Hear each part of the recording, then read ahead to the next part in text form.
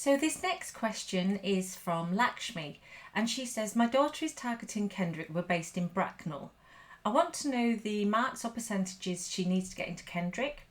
Currently she uses packs from AE Tuition. As of now, what percentage does she need to be getting in mocks? Also, I heard for Kendrick it's 115 and above to get a place, but I don't know out of what marks.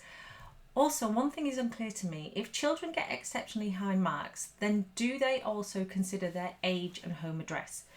My daughter is November born, so I'm worried that even if she is capable, just because of her date of birth and our home address, will this affect her? So Lakshmi, the pass mark for Kendrick will change every year. Don't worry about the percentage for the actual real Kendrick test. You will never get to know what the marks are out of. Only worry about the percentage that she's getting in tests and mocks at home.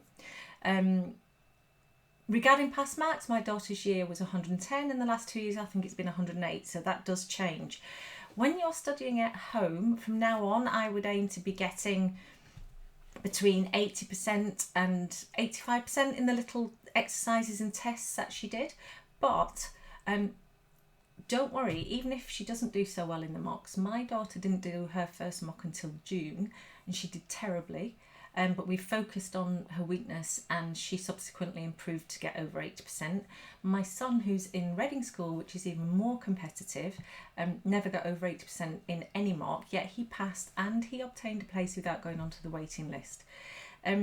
Realistically, for Kendrick, I would aim for above 115.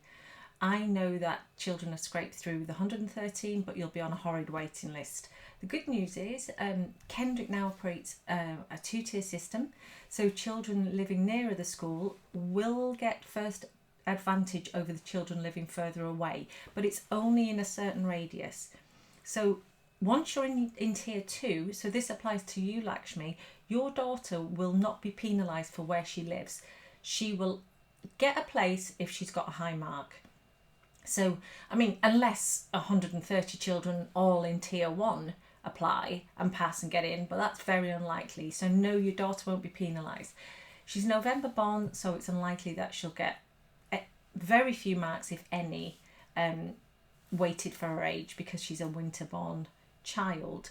For Kendrick, the higher the mark you get, the more guarantee you've got a place, obviously, and without the waiting list.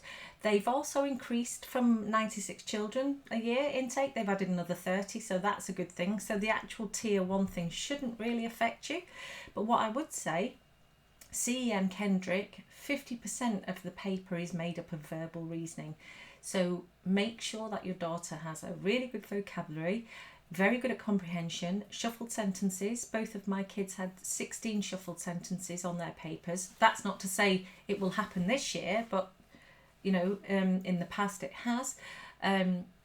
Lots of synonyms and antonyms, so really work hard on that. And even though my daughter didn't do very well in that first mock, she got an incredibly high score in the real test, so much so that she came 12th overall that year out of all the children that sat, and 2nd overall in the verbal reasoning. And it really is just hard work. It just pays off, because when she didn't do very well in that first mock in June, we worked really hard.